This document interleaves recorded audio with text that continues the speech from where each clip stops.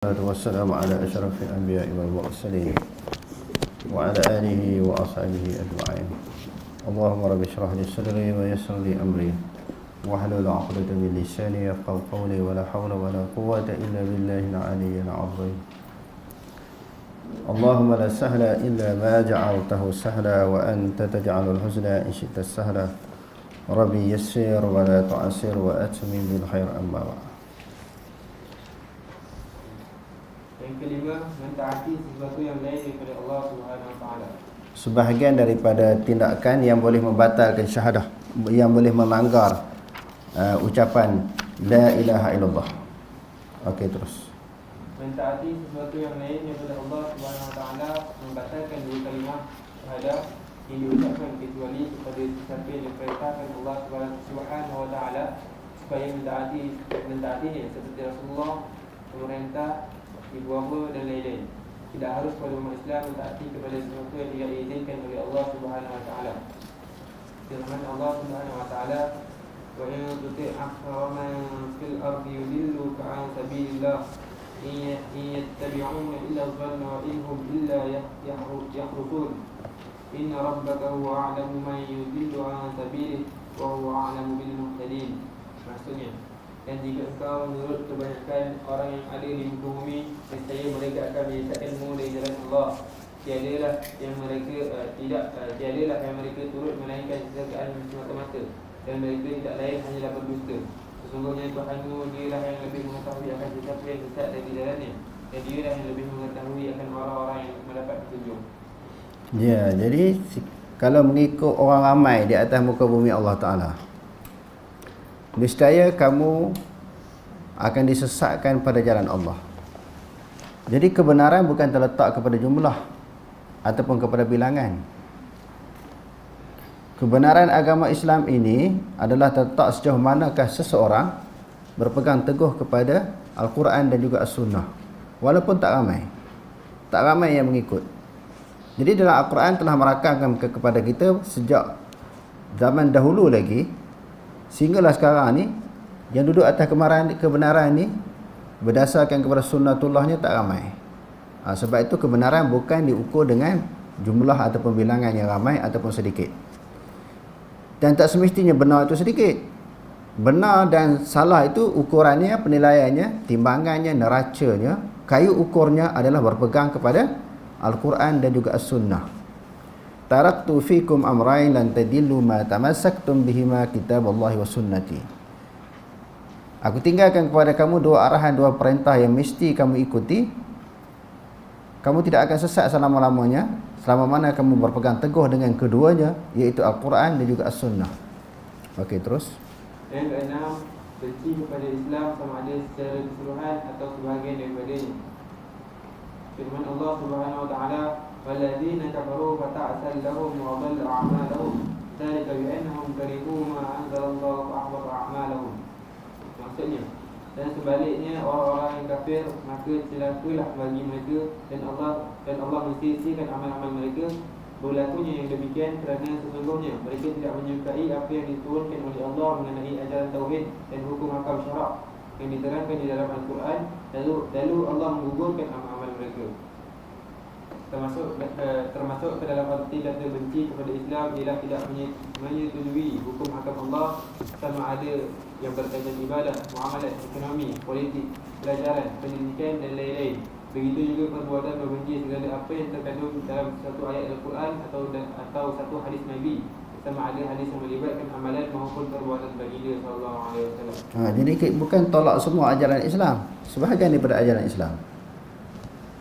Sebahagian daripada Al-Quran, sebahagian daripada hadis Nabi. Itu pun juga satu tindakan yang bertentangan dengan kalimah la ilaha illallah. Sebab ajaran Islam ini dia suruh ikut, kita patuhi, kita terima keseluruhannya.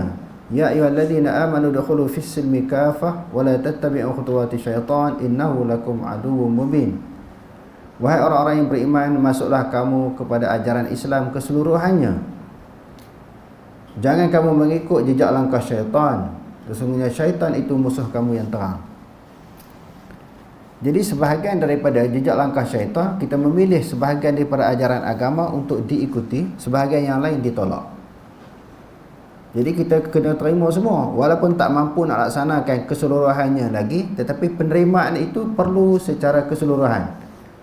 Di sudut amalan mungkinlah kita mampu hanya sebahagian daripada sebahagian hukum syarak, sebahagian daripada ajaran yang ada di dalam Islam. Kita mampu setakat tu. Tetapi jangan tolak yang tak mampu nak buat lagi, kita berusaha bercita-cita untuk melaksanakannya. Sebab Islam ini dia diterima secara menyeluruh, bukan menjuzukkan sebahagian ajaran Islam untuk diterima, diamalkan dan menolak sebahagian yang lain. Kalau tidak, jadi macam orang Yahudi ataupun Nasrani yang disebut sebagai Ahlul Kitab. Afatu'minuna bi ba'dil kitabi wa takfuruna bi ba'd fama jazaa'u man yaf'alu dzalika minkum illa khizyun fil hayatid dunya wa yaumal qiyamati yuraduna ila asyaddil 'adzab wa ma Allahu bighafilin amma ta'malun.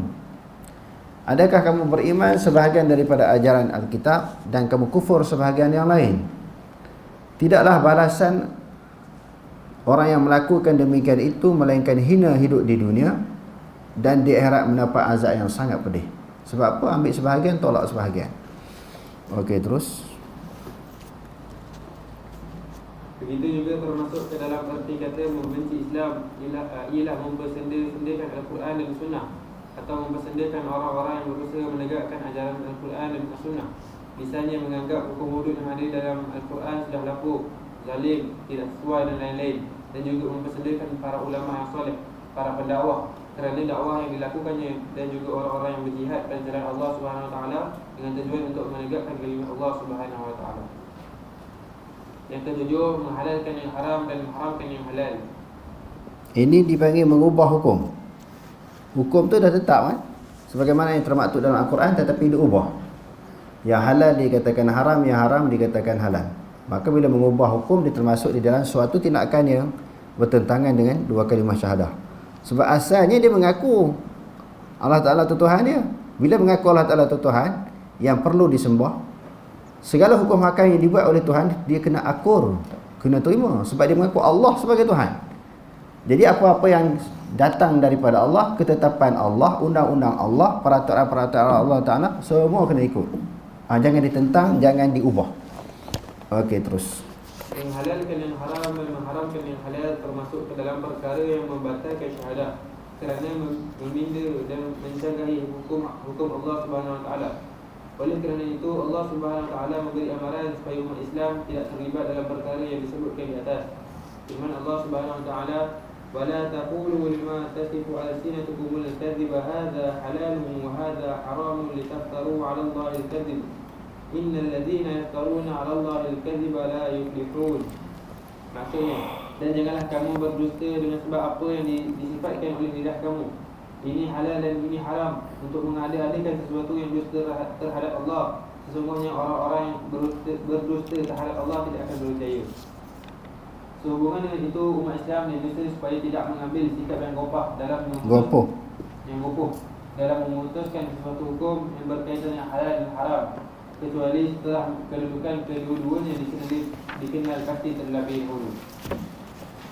Menjadi kebiasaan kepada ulama salaf terdahulu, apabila mereka berhadapan dengan sesuatu yang tidak ada nas, mereka menyatakan, ini aku tidak suka, ini aku tidak setuju, ini aku benci. Mereka tidak terus mengatakan ini halal, ini haram, kerana bagi mereka ia masih berada dalam keadaan samar-samar. Apalagi jika seseorang memang jahil tentang isu yang dia berhadapan dengannya. Yang ke-8, tidak beriman dengan nas-nas Al-Quran dan Sunnah.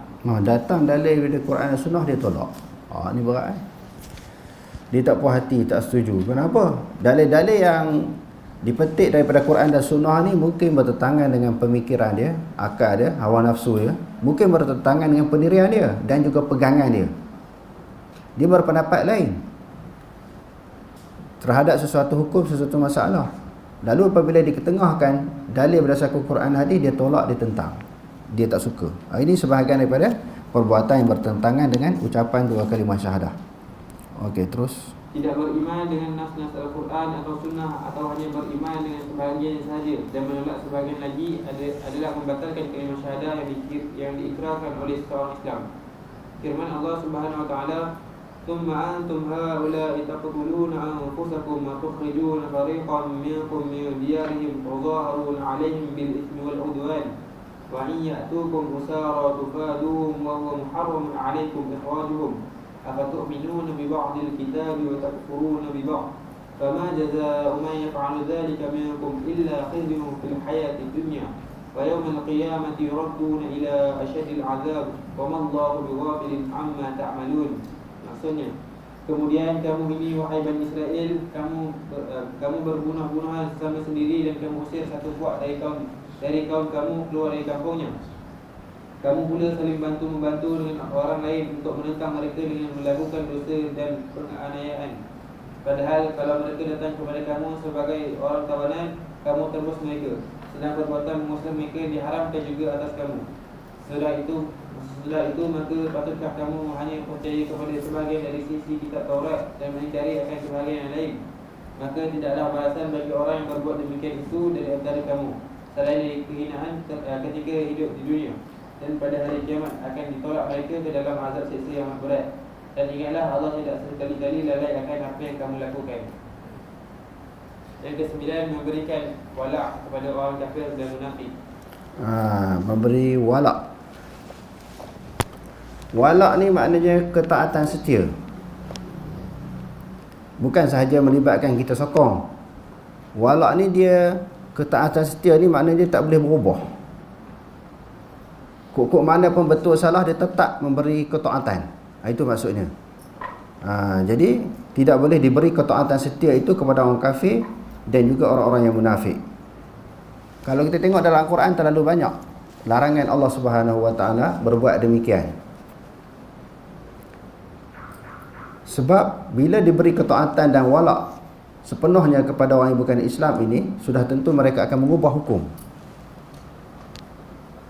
Hukum, peraturan, undang-undang yang telah ditetapkan oleh Allah Subhanahu Wa Taala akan diubah. Kerana mereka tidak beriman kepada Allah, mereka tidak terikat, tertakluk kepada hukum dan juga undang-undang. Undang-undang dan hukum yang dimaksudkan di sini undang-undang Allah dan juga undang-undang Rasul. Adapun undang-undang yang lain mereka boleh patuhi, mereka boleh akur, mereka boleh menerimanya. Tetapi undang-undang Allah mereka tidak boleh menerima. Tiba-tiba dilantik mereka ini menjadi pemimpin, mereka akan mengubah hukum hakam yang telah ada di dalam Quran dan juga hadis. Dan mereka akan melonggarkan pegangan orang Islam terhadap kepada dua kitab ini, kepada dua peraturan yang datang daripada Quran dan juga hadis. Jadi makna apa memberi wala' ni? Ketaatan setia. Okey, terus orang-orang Islam tidak boleh meredai kepimpinan orang-orang kafir meskipun dibenarkan berbuat demikian dalam situasi takut dan bimbang, iaitu apabila orang-orang kafir menguasai negara Islam. Ni kalau tak sokong kena bunuh. Dalam keadaan situasi suasana takut. Jadi itu diberi kelonggaran, diberi kemaafan. Tetapi dalam keadaan aman, kita kena cari orang Islam. Kena cari orang Islam. Nampak? Allah Subhanahu Wa Taala ajar kita di dalam Al-Quran, apabila berlaku peperangan antara Rom dengan juga dan Parsi, sama-sama kafir, Rom kafir, Parsi kafir. Tapi Rasulullah dan juga para sahabat menyokong negara mana? Rom. Sebagaimana yang Allah Ta'ala sebut dalam Al-Quran, "Ghulibatir Rum", dikalahkan negara Rom. Dan sedikit masa lagi mereka akan memperoleh kemenangan. "Fayauma idzin yafrahul mu'minun". Pada ketika itu Allah Ta'ala kata orang Islam akan bergembira, seronok bila Rom menang. Kenapa nak sokong Rom? Rom pun kafir juga, Parsi pun kafir. Tengok Allah Ta'ala ajar kita. Rom, dia ahli kitab, berpegang kepada agama Nasrani. Agama Nasrani adalah satu agama yang pernah diiktiraf oleh Allah, diturunkan kepada Nabi Isa AS, dibekalkan kitab Injil. Walaupun agama itu telah dibatalkan dengan diturunkan Al-Quran, diutuskan Nabi Muhammad, tetapi dia adalah agama samawi, suatu agama yang pernah diiktirafkan oleh Allah. Adapun Parsi menganut agama Majusi, agama yang menyembah api. Tidak ada mana-mana Nabi diutuskan kepada orang Majusi. Dan mereka bukan agama samawi yang pernah diturunkan oleh Allah daripada langit. Kafir sama kafir Allah Ta'ala ajar, pilih yang kurang kafir. Sedangkan kedua-dua golongan ini di akhirat besok masuk neraka. Khalidina fiha abada. Masuk neraka bersifat dengan kekal selama-lamanya dalam neraka. Allah Ta'ala ajar kita, kafir sama kafir, pilih yang kurang kafir kalau nak sokong. Kalau tak ada pilihan lain. Ini di situasi di dalam peperangan. Mereka Rom berperang dengan Parsi. Begitu juga di dalam peristiwa Isra dan juga Mi'raj. Apabila Nabi SAW daripada Masjidul Haram sampai ke Baitul Maqdis, ya Allah Ta'ala sebut dalam Al-Quran, Subhanalladzi asra bi'abdihi laylan minal masjidil haram ilal masjidil aqsa alladzi barakna hawlahu linuriyahu min ayatina innahu huwas sami'ul basir. Maha suci Allah yang telah memperjalankan hamba-Nya. Jadi awal-awal Allah Ta'ala membersihkan, menyucikan diri dia daripada segala bentuk kekurangan. Sebab Allah Ta'ala dah tahu sebagai manusia menolak tentang Isra' dan Mi'raj dengan Nabi. Macam bagaimana mungkin Nabi boleh pergi ke Baitul Maqdis dengan begitu cepat. Lepas tu pula naik ke langit pula, turun sebelum subuh. Macam mana ni? Allah Ta'ala tahu dah manusia akan bertikai, manusia akan ragu, manusia akan syok, manusia akan tentang, manusia akan lawan. Jadi Allah Ta'ala kata Asra, dia yang memperjalankan, dia yang bawa. Bila sampai ke Baitul Maqdis, setelah menunaikan sembahyang 2 rakaat, Nabi SAW keluar. Lalu dia kehausan dahaga, dihulurkan oleh malaikat 2 minuman. Yang pertama susu, yang kedua arak. Malaikat hulur kepada Nabi. Nabi pilih susu. Lalu malaikat kata asabtal fitrata, kamu telah memilih minuman fitrah. Apa maksud minuman fitrah? Setiap bayi yang dilahirkan di atas muka bumi mesti diberi susu, tak diberi arak. Walaupun bayi itu ibu bapa dia kafir, ibu bapa dia tidak beriman kepada Allah, dia akan diberi susu. Jadi Nabi SAW juga mengajar supaya memilih antara arak dan susu. Pilih susu. Dalam isu apa-apa pun dia kena ada pilihan, dia kena ada perbandingan. Tengok. Apatah lagi antara Islam dengan kafir, antara orang Islam dengan orang kafir. Allah Ta'ala suruh Islam sama Islam, ambil yang paling Islam. Beriman sama beriman, ambil yang paling beriman kepada Allah. Tapi kalau Islam dengan kafir, dah tentu dah disuruh ambil orang Islam. Kalau tidak akan jadi huru-hara lah dunia ni. Untuk memastikan segala peraturan Allah Subhanahu Wa Taala dan peraturan Rasul diikuti, dilaksanakan, mesti kena pilih orang beriman. Berapa banyak ayat Al-Quran melarang kita mengenepikan orang beriman dengan memilih orang kafir menjadi pemimpin. Okey, terus. Yang dibenarkan dalam situasi terpaksa itu pula hendaklah ditunjukkan secara lahir sahaja dan bukan disertai dengan keadaan di dalam hati. Jika disertai dengan keadaan di dalam hati, ia menyebabkan terbatal kalimah syahadah yang diucapkan oleh seseorang. Hal ini dinyatakan dalam firman Allah Subhanahu Wa Taala, la yattakhidul mu'minuna al-kafirin awliya min dunil mu'minin wa man yaf'al dhalika falaysa minallahi fi shay'in illa an tattaqu minhum tuqah wa yuhadzirukumullahu nafsahu wa ila Allahil masir. Maksudnya, janganlah orang-orang yang beriman mengambil orang-orang kafir menjadi teman rapat dengan meninggalkan orang-orang yang beriman.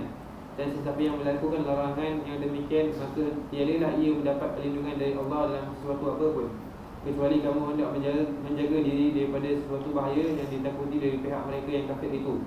Dan Allah perintahkan supaya kamu beringat-ingat terhadap kekuasaan dirinya apabila isteri kamu, dan kepada Allah jugalah tempat kembali. Yang ke-10, melakukan ibadah atau cara ibadah yang lain daripada Islam yang tidak boleh ditakwilkan melainkan kufur. Buat cara ibadat selain daripada ibadat yang diajar di dalam Islam. Di sini dipanggil al-kufru biduni takwil. Kufur yang tidak ada takwil. Kalau orang jahil, dia tak faham, dia rasa itu ajaran yang ada dalam Islam, amalan yang ada dalam Islam, dia pun buat. Yang tu tak jadi kufur kerana ada takwil di sana. Sebab i'tiqad pegangan ahli sunnah wal jamaah bukan terlalu mudah untuk mengkafirkan orang. Dulu dah kita bagi kaedah-kaedah dia. Orang yang jahil, yang tak sampai suruhan, tak ada maklumat, tak boleh kita mengkafirkan dia. Setelah diterang secara jelas, secara pasti, dia dah faham apa yang diterangkan, dia buat lagi, yang tu baru boleh kita kata kafir. Ini juga pendirian dan juga pegangan Muhammad bin Abdul Wahab. Dia terlalu susah payah untuk mengkufurkan orang. Sebab pandangan para ulama salaf, termasuklah Imam Muhammad bin Abdul Wahab, seseorang yang masuk ke dalam Islam dengan pasti, dengan jelas dia masuk Islam. Contohnya seorang kafir mengucap 2 kalimah syahadah. Bila dia mengucap 2 kalimah syahadah, pasti jelas dia masuk Islam. Yang kedua, seseorang yang lahir daripada kedua ibu bapa yang beragama Islam, pasti jelas dia agama Islam. Tiba-tiba bila nak mengeluarkan dia, nak mengatakan dia telah terkeluar daripada agama Islam, telah murtad, mesti suatu hujah yang pasti. Bukan satu hujah yang andaian. Buat macam ni kafir, buat macam ni kafir. Tak.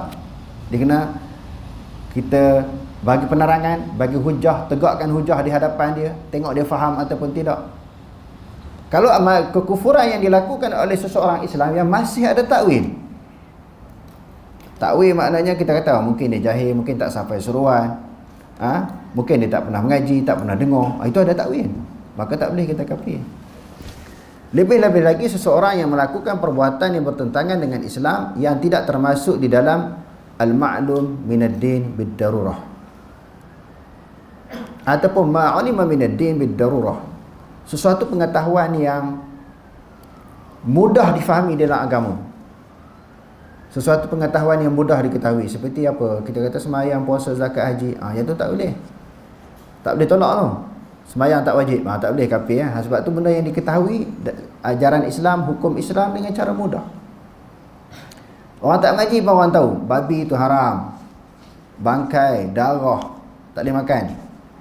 Dan seekor binatang yang disembelih tak sebut nama Allah, orang yang bukan Islam yang sembelih, itu benda yang jelas, benda yang pasti. Yang tu barulah boleh kita menghukumkan kufur seseorang yang menghalalkan benda yang haram. Adapun masalah orang yang jahil dalam bab-bab yang kita kata furuk kepada agama, cabang kepada agama, yang tidak diketahui secara umum, benda tu kalau nak tahu kena mengaji sungguh-sungguh, kena mengkaji, baru faham. Tiba-tiba seseorang itu tolak dalam benda yang bukan diketahui secara umum, maka dia tidak kafir. Maknanya bukan senang nak kata kafir ni. Sebab kaedahnya seseorang yang masuk agama Islam itu jelas, pasti nak keluarkan dia daripada Islam dengan bukti yang jelas dan pasti juga, bukan suatu bukti hujah yang berdasarkan kepada andaian. Okey, terus. Misalnya rukuk dan sujud kepada yang lain daripada Allah Subhanahu Wa Taala, atau melakukan pemujaan atau penyembahan seperti mana yang dilakukan oleh orang kafir atau bukan Islam. Hal tersebut kerana ia bertentangan dengan firman Allah Subhanahu Wa Taala, "Qul inna salati wa nusuki wa mahyaya wa mamati lillahi rabbil alamin, la syarika lahu wa bidzalika umirtu wa ana awwalul muslimin." Maksudnya, katakanlah, sesungguhnya sembahyangku dan ibadatku, hidupku dan matiku hanyalah untuk Allah, Tuhan yang memelihara dan mentadbir sekalian alam.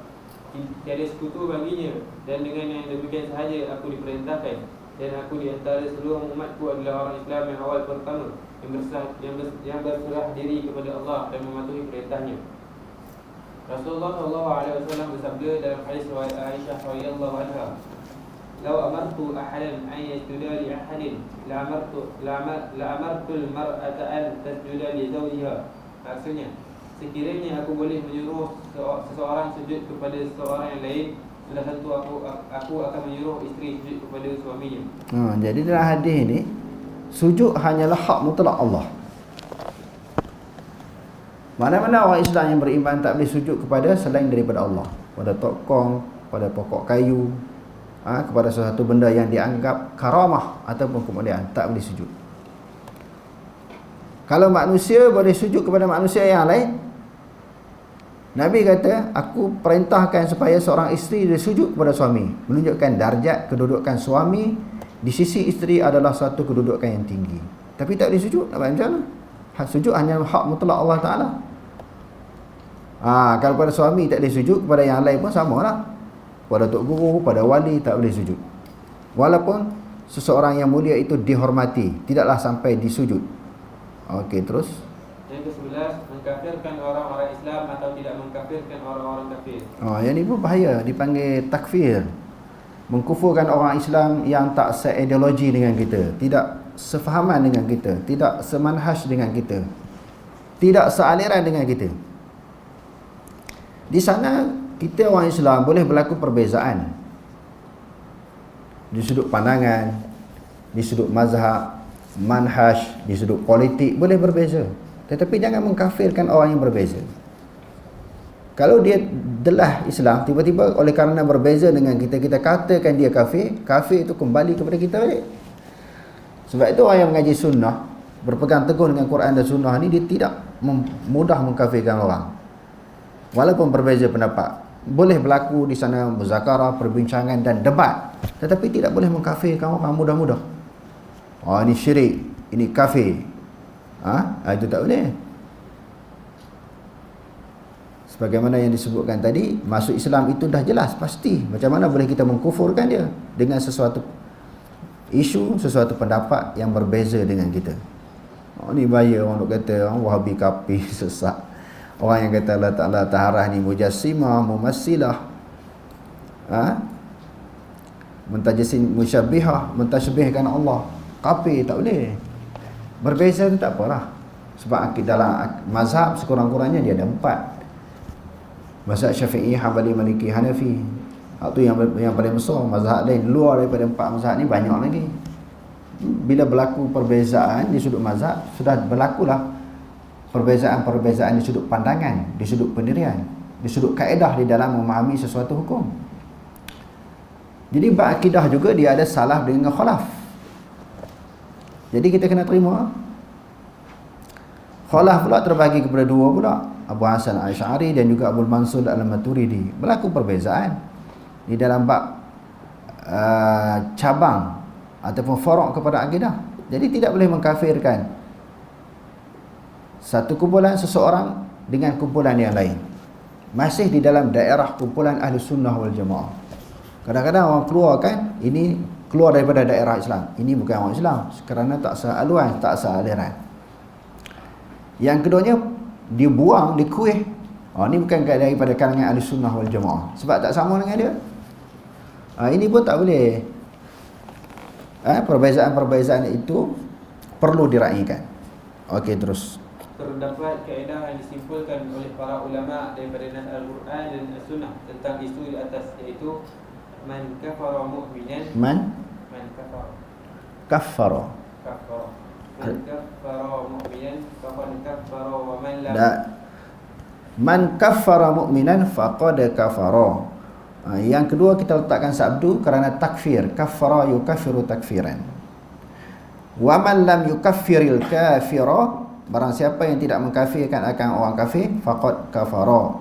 Wa man syakka fi kufril kafiri faqad kafara. Itu cara bacanya. Tak baris, siapa yang tak tahu baris. Okey, terus. Maksudnya, siapa yang mengkafirkan orang yang beriman, sesungguhnya dia menjadi kafir. Siapa yang tidak mengkafirkan orang kafir, dia menjadi kafir.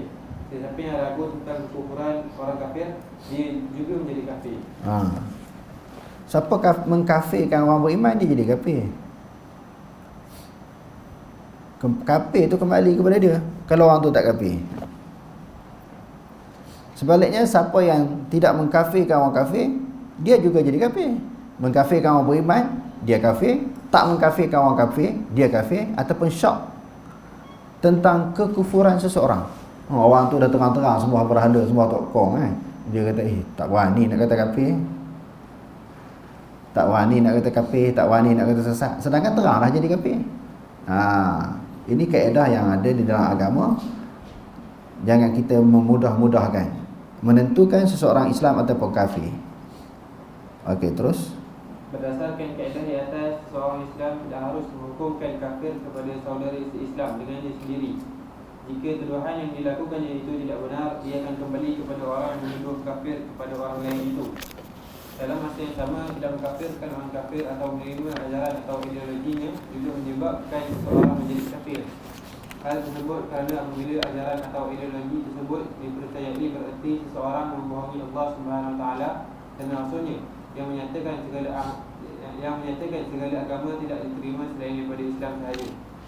Firman Allah Subhanahu Wa Taala, Inna ad-dina inda Allahi al-Islam wa makhtalafa alladhina utul kitab illa min ba'di ma ja'ahumul ilm baghyan bainahum wa man yakfur bi ayati Allahi fa inna Allah sari'ul hisab. Maksudnya, sesungguhnya agama yang benar dan diridai di sisi Allah ialah Islam. Dan orang-orang Yahudi dan Nasrani yang diberikan kitab itu tidak berselisih mengenai agama Islam dan enggan menerimanya, melainkan setelah sampai kepada mereka pengetahuan yang sah tentang kebenarannya. Perselisihan itu pula semata-mata kerana hasad dengki yang ada dalam kalangan mereka. Dan ingatlah, sesiapa yang kufur ingkar akan ayat-ayat keterangan Allah, maka sesungguhnya Allah amat segera hitungan hisabnya. Firman Allah Subhanahu Wa Taala, وَمَنْ أَسْلَمُ مِمَّنْ ذُكِّرَ بِآيَاتِ رَبِّهِ فَأَعْرَضَ عَنْهَا وَنَسِيَ مَا قَدَّمَتْ يَدَاهُ إِنَّا جَعَلْنَا عَلَى قُلُوبِهِمْ أَكِنَّةً أَنْ يَفْقَهُوهُ وَفِي آذَانِهِمْ وَقْرًا وَإِنْ تَدْعُوهُمْ إِلَى الْهُدَى فَلَنْ يَهْتَدُوا إِذًا أَبَدًا. Maksudnya, dan tidaklah ada yang lebih zalim daripada orang yang diberi ingat dengan ayat-ayat Tuhannya, lalu dia berpaling daripadanya dan lupa akan apa yang telah dilakukan oleh kedua tangannya. Sesungguhnya disebabkan bahawa bawaan mereka yang buruk itu kami jadikan tutupan berlapis-lapis dalam atas hati mereka, menghalang mereka daripada memahaminya, dan kami jadikan pada telinga mereka penyumbat yang menyebabkan mereka pekak. Dan jika engkau menyeru mereka kepada petunjuk, maka dengan keadaan yang demikian mereka tidak sekali-kali akan beroleh hidayah petunjuk selama-lamanya. Meskipun demikian, perlu membezakan antara amalan dan akidah seseorang yang melakukan sesuatu amalan yang bertentangan dengan ajaran Islam, kerana kemungkinan individu terlibat jahil sedangkan imannya masih ada. Dia dikira melakukan dosa sahaja dan tidak menjadi kafir, melainkan terdapat pada dirinya sifat-sifat tidak mengetahui hukum Allah dan takabur terhadap Islam secara sukarela. Jahil yang dimasukkan di atas adalah jahil murakkab. Jika terdapat sifat-sifat yang disebutkan di atas pada Jahil murakkab ni apa? Jahil yang berlapis-lapis, bertindak-tindak. Dia tu jahil, tak tahu sesuatu hukum. Jadi, dan dia tu tak sedar hukum dia tu adalah tergolong daripada kalangan orang jahil. Contohnya, dia sebagai contoh mensifatkan buah durian tu macam mana? Orang tanya dia, buah durian tu dia kata kulit dia licin je, isi dia pahit, tak sedap langsung. Disifatkan benda betul tak? Disifatkan benda yang salah. Lepas tu dia pegang pula dengan pendirian yang salah itu. Itu dia panggil murakkab, maknanya bersusun-susun tak betul. Bersusun-susun jahilnya. Ini jahil murakkab kalau dia buat sesuatu perkara yang bertentangan dengan sesuatu perkara yang bertentangan akidah Islamiah, tidak boleh kita kufurkan dia, kerana dia tergolong daripada orang yang jahil. Orang yang jahil ini diberi kemaafan. Afatuhlikuna bima fa'alas sufaha'u minna. Adakah engkau nak merosakkan, nak menghancurkan, memusnahkan orang yang jahil daripada kalangan kami?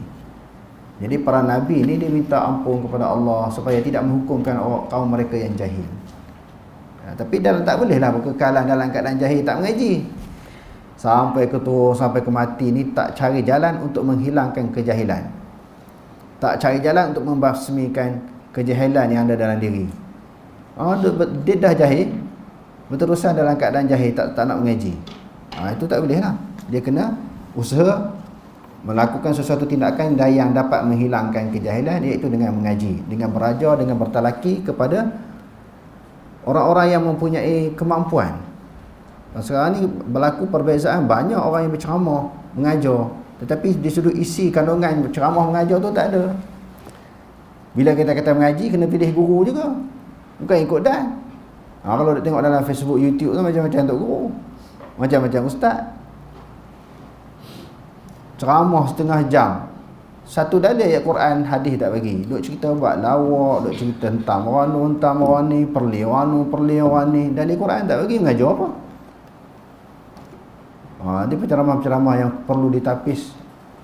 Ada beberapa individu tu begitulah dia ceramah di mana pun tak ada ilmiah. Jadi masyarakat kena tapis, bukan nak kira bila mengaji ni nak seronok. Seronok ustaz ni pandai buat lawak, pandai menyanyi, tak mengantuk. Orang tu penuh dia mengajar. Penuh masjid, penuh surau. Tapi kualiti macam ilmu yang disampaikan tu tak ada. Bukan kata mengaji, asal pakai tangkap muat lah, siapa-siapa nak mengaji dengan siapa pun boleh. Tak tahu dalil, tak tahu ujung pangkal, dia berceramah apa pun tak tahu. Ceramah-ceramah ni bila berkaitan dengan agama, nak ajak orang kepada Allah dan Rasul. Ceramah ke, mengajar ke, apa sahaja yang berkaitan dengan agama, nak ajak orang kepada Allah dan Rasul. Tapi dalil daripada Allah dan Rasul tidak diketengahkan, tidak dikemukakan. Nampak? Ilmu tak ada. Jadi walaupun dituntut supaya kita mengaji, tetapi kena pilih siapa yang mengajar. Bukan sekadar ada tauliah. Sekarang ni orang bising isu tauliah. Ada tauliah pun kalau mengajar tak pandai. Sebab mana tak nak masuk tauliah, ada kursus. Dia bagilah soalan-soalan andaian tu. Dia hafal-hafal, masuk periksa dia dulu. Lepas tu pergi mengajar. Bila dia nak mengajar, dia lenggang. Mana dia bagi buka kitab? Bila nak mengajar, nak ceramah, dah ada tauliah ni, satu kebenaran yang tinggi. Suatu anugerah yang hebat, boleh mengajar, ada tauliah tak salah. Ada lagi masalahnya sebenarnya, bukan masalah di sudut undang-undangnya, di sudut penyampaian yang paling besar. Ilmu adalah amanah. Di sudut undang-undang kamu terlepas, sebab kamu ada tauliah. Setiap negeri ada tauliah, boleh mengajar, boleh ceramah. Tetapi di sudut kualiti ceramah, maklumat yang disampaikan, adakah sejajar dengan Quran hadis? Kalau nak tapis yang tu, kena tarik balik tauliah. Sebab apa ramai orang ada tauliah ni mengajar macam tu, tak tahu ujung pakainya, salah khalah pun tak faham. Dia duk mengkafirkan orang kata Allah Ta'ala ta'arash. Ada hak duk ada tauliah. Sebab tu kita tak heran sangat orang ada tauliah ni. Mengajar tak betul rupanya. Jadi maknanya kebenaran itu berdasarkan kepada Quran dan Sunnah. Okey, terus. Jika terdapat sifat-sifat yang disebutkan di atas pada diri seseorang, tidak syak lagi dia menjadi kafir ketika itu. Kalau bagaimanapun dalam menjatuhkan hukum tetap memerlukan sikap berhati-hati dalam perkara dan situasi yang tidak boleh ditakwilkan selain daripada kafir. Jadi ada satu individu dulu beberapa tahun lepas, dia bukan ada sekadar ada tauliah, dia panel untuk bagi tauliah kat orang. Nak bagi temu duka, kena mengadap dia dululah di sesebuah negeri. Dia kata kalau orang tuan-tuan nak kenal ada orang sembahyang macam Antromen, dia kata Pak Wahabi ni sembahyang macam Antromen. Tengok tangan dia kata. Tangan dia, cara dia qiyam. Sedangkan benda tu adalah hadis. Macam mana dia boleh jadi panel tauliah? Dia kata ni sembahyang Antromen. La ilaha illallah. Tak mengaji confirm, tak mengaji hadis. Ini Pak Wahabi ni dia sembahyang macam Antromen. Orang buat itu mengikut sunnah Nabi, mengikut hadis Nabi, dia boleh mempersendakan pula. Jadi maknanya nak mengajarkan, nak bagi tauliah, kena ada ilmu. Ilmu pula Imam Bukhari kata al-ilmu bit-ta'allum, ilmu tu kena mengaji. Mengaji maknanya cari guru-guru yang mursyid, kena ada kitab. Kena ada guru, kena ada kitab, mengaji secara bertalaqi. Baru boleh kita sehabis kita mengaji boleh menyampaikan suatu amanah yang besar ini. Menyampaikan ilmu satu amanah. Amanah daripada Allah, amanah daripada Rasul. Bukan rasa seronok. Orang ni orang seronok mengajar. Ceramah mengajar tak malang. Bila orang dengar dia mengajar, followers dia puluh ribu, juta, ratus ribu, seronok. Dia tak tahu ini satu amanah. Kadang-kadang menyampaikan hadis-hadis yang maudhu', maklumat-maklumat yang palsu dihidangkan kepada masyarakat. Macam mana ni boleh buat macam tu? Benda-benda yang tak ada dalil dikemukakan, diketengahkan. Jadi macam mana ni satu amanah ilmu ni kita nak jawab di hadapan Allah Ta'ala, kita cerita maklumat yang salah berkaitan dengan agama Islam. Agama Islam yang suci, yang murni ini dikotori oleh sebahagian manusia. Di dalam penyampaiannya banyak mengikut hawa nafsu, mengikut andaian, mengikut kefahaman Logik sendiri bukan bersumberkan kepada kitab. Ini yang bahaya dia yang berada di dalam masyarakat. Kalau dulu memang orang kurang mengaji, kejahilan kerana kurang mengaji. Sekarang ni orang kuat mengaji, tapi dalil tak ada. Mengaji sahaja, tak ada sumber. Kalau mengaji berdasarkan kepada sumber, kepada dalil ni orang cepat mengantuk, penat, letih, orang tak minat. Kalau mengaji tu dalam pengajian, di dalam ceramah tu banyak buka cerita, buat lawak menyanyi, orang ramai. Sebab orang nak berhibur. Pergi ke masjid surau ni nak ada hiburan, bukan nak mengaji sangat. Tu yang jadi masalah. Sebab tu 10 tahun, 20 tahun, 30 tahun mengaji, duk jahil sampai ke sudah. Kami ni orang awam. Dia jadi orang awam sampai ke mati ya. Sampai bila nak berpegang macam tu? Kami orang awam tak nak mengaji Quran Sunnah. Bila saya mengajar tempat-tempat lain kan, di masjid surau orang panggil, kita bagi dalil Quran hadis, dia tak nak. Kami ni tak ada pencen Ustaz, tak naklah pening-pening letih lah. Masa kerja dulu dia sanggup susah. Masa nak mengkaji agama dia tak nak susah. Nak pakai ikut orang. Itu penyakit juga orang mengaji tu. Kita cerita bukan tinggi pun, benda-benda asas ya. Kita bagi fakta, bagi dalil, dia jadi pening. Dia malas nak fikir, terletih lah. Macam mana orang kita jadi macam tu? Cukup banyak orang perangai macam ni. Kalau kita keras juga, cerita juga, kita bentang sesuatu masalah di dalam pengajian, dalam tazkirah mengajar, dia jadi lama-lama seorang tak nak mengaji. Akhirnya tinggal 2-3 orang. Dia kena biarkan. Hak nak lari tu, biar dia lari. Hak nak belah, biar dia belah. Kita nak kualiti orang yang menuntut ilmu. Bukan nak kepada jumlah bilangan yang ramai. Kadang-kadang hak ramai ni buat semak je. Hak ramai ni kadang-kadang buat semak je. Dia kan nak mengaji sangat. Sebab tu kita di sekolah kita ni, di luar daripada bulan Ramadan, kita buat pengajian selepas Isya. Lepas Isya tu kadang-kadang orang nak tidur dah, kita buat lepas Isya. Kalau betul-betul nak mengaji, dia mari. Kalau mari buat maghrib Isya ni, kadang-kadang nak menghabiskan masa antara maghrib Isya, dia duduk dalam masjid surau. Kadang-kadang bukan nak mengaji sangat, tak ada kesungguhan. Jadi kalau dah betul-betul nak mengaji ni, dia kena ada kesungguhan. Jadi kita nak test lah orang yang ada kesungguhan tu, dia nak mengaji betul ke tak. Sebab tu kita buat selepas Isya. Hak betul-betul tekun, dia telaki betul, dia memperhatikan betul-betul apa yang disampaikan. Tak faham dia muzakarah, tak faham dia tanya. Orang macam ni dia boleh ilmu. Kalau tidak jadi ikut-ikutan. Islam tu berdasarkan ikutan, bukan kepada kefahaman. Kefahaman berdasarkan kepada apa yang dia mengaji. Banyak orang Islam kita ni sekadar mendengar, bukan dia mengaji. Menjadi pendengar 10 tahun, 20 tahun, 30 tahun pendengar, tak faham. Duduk dalam majlis ilmu, duduk tak faham. Tapi dia berbanggalah, dah lama lah, 30 tahun dah mengaji ni. Bila tanya sesuatu masalah, bincang sesuatu masalah, tanya dalil, tanya hujah, dia tak boleh nak cerita walaupun mengaji lama. Ada pula pihak individu cuba menghasut. Di antara ciri-ciri Wahabi, tuan-tuan, dia tanya, kita mengajar ni ada dalil tak? Dia boleh cerita dengan orang macam tu. Kalau dia tanya dalil, itu ciri Wahabi. Kalau kita bagi dalil hadis, dia tanya pula hadis tu sahih tak sahih. Ni di antara ciri-ciri Wahabi yang tuan-tuan kena ingat, tuan-tuan kena faham. Dia kata macam tu. Oleh kerana tu, anak murid pun bila ustaz duk baca Quran hadis ni, dia tak ada dengar, itulah ciri Wahabi. Dia nak ustaz goreng. Tahu goreng? Goreng ni minat. Hak bagi dalil, bagi fakta, bagi hujah ni dia tak minat. Jadi pelajar kita ni, dia jadi guru besok, jadi penceramah, jadi ustaz, jangan goreng orang. Baca dalil Quran hadis. Kita bukan nak ajak orang supaya sokong kita. Kita ajak orang kepada Allah dan Rasul. Kalau orang tak nak terima, dia punya pasal lah. Bukan ajak suruh orang seronok dengan penyampaian kita. Seronok tak seronok itu jangan ada di dalam lintasan pemikiran kita. Jangan ada maksud-maksud yang lain daripada kerana Allah. Jadi sebab tu kita tengok banyak sangat orang haji ni tak ada kualiti. Sebab dia ambil daripada penyampaian yang tidak ada kualiti dalam majlis-majlis ilmu. Sebab tu majlis ilmu juga tidak ada keberkatan. Sebab tak bagi fakta, bagi hujah. Nak bagi orang seronok je. Berapa banyak kalau kita tengok dalam Facebook, dalam YouTube ceramah kan, bagi orang seronok kan. Lepas tu ketawa 1 jam mengajar ceramah, ketawa seronok, tak mengantuk. Tak mengantuk betul lah ustaz ni mengajar, ustazah ni mengajar best lah. Hilang mengantuk. Dia nak seronok, bukan dia nak ilmu. Okey, terus. Yang ke-12, mensyirikkan Allah dengan sesuatu dalam ibadah.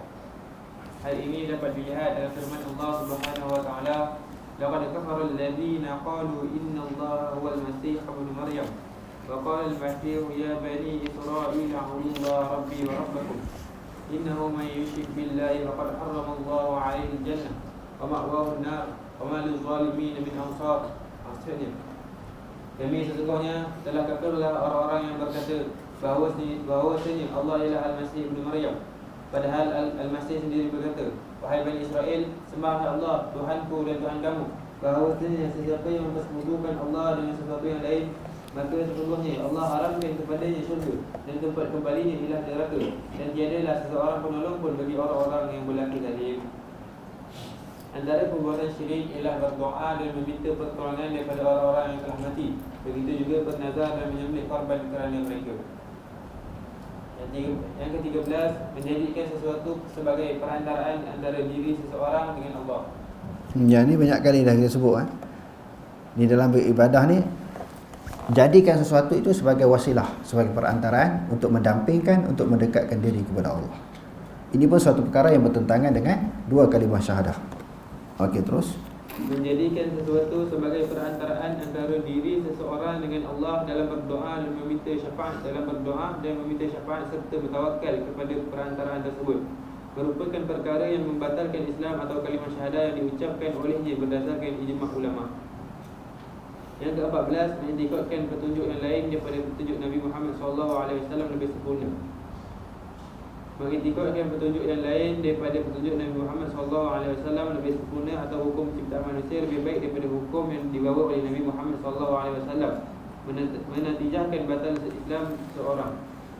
Misalnya, mengikutkan hukum tawud, orang yang melampaui batas, atau hukum ciptaan manusia lebih baik daripada hukum yang dibawa oleh Nabi Muhammad SAW.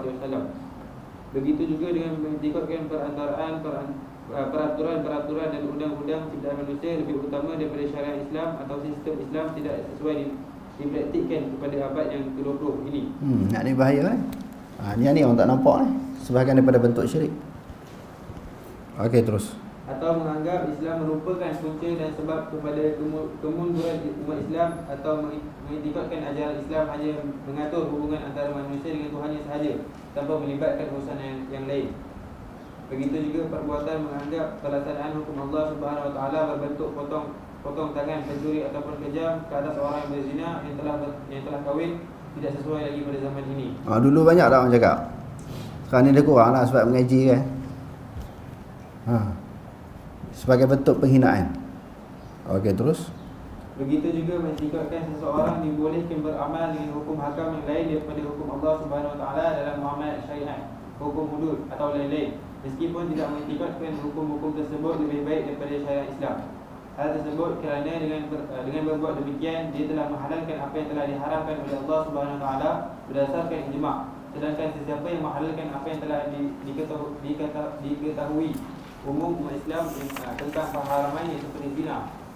Dia pengetahuan secara umum, kaedah yang kita sebutkan tadi, al-ma'lum minad-din bid-darurah ataupun ma'ulima minad-din bid-darurah. Sesuatu yang diketahui di dalam agama ini dengan cara umum, dengan cara mudah difahami, dia tolak. Yang tu boleh terkeluar daripada Islam.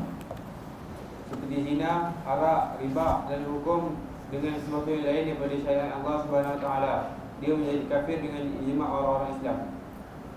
Yang ke-15, membenci sesuatu yang dibawa oleh Rasulullah SAW.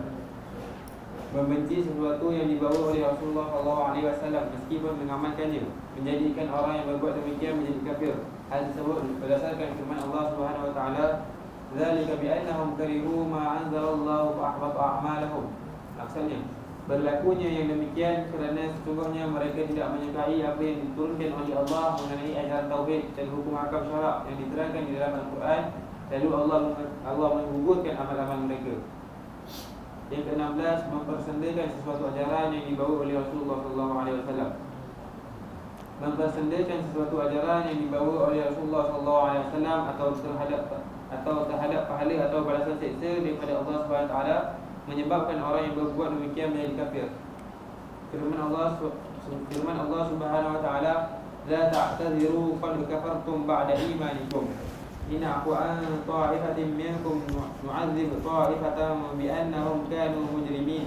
Maksudnya, janganlah kamu berdalih dengan alasan-alasan yang dusta, kerana sesungguhnya kamu telah kufur sesudah kamu melahirkan iman. Jika kamu maafkan sepuak dari kamu kerana mereka bertaubat, maka kami akan menyiksa puak yang lain kerana mereka adalah orang-orang yang terus bersalah. Yang ke-17, membantu dan menolong orang-orang musyrikin bagi menentang orang-orang Islam. Membantu dan menolong orang-orang musyrikin bagi menentang orang-orang Islam, menjadikan orang yang berbuat demikian sebagai kafir.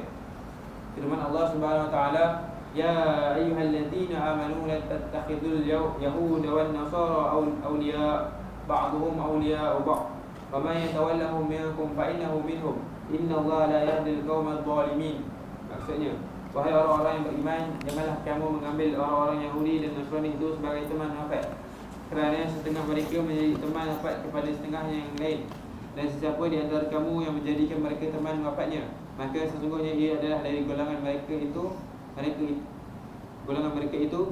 Sesungguhnya Allah tidak memberikan petunjuk kepada kaum yang merasa zalim. Wallahu a'lam. Aqulu qawli hadza wa astaghfirullah al-azim wa lakum. Wassalamu alaikum warahmatullahi wabarakatuh.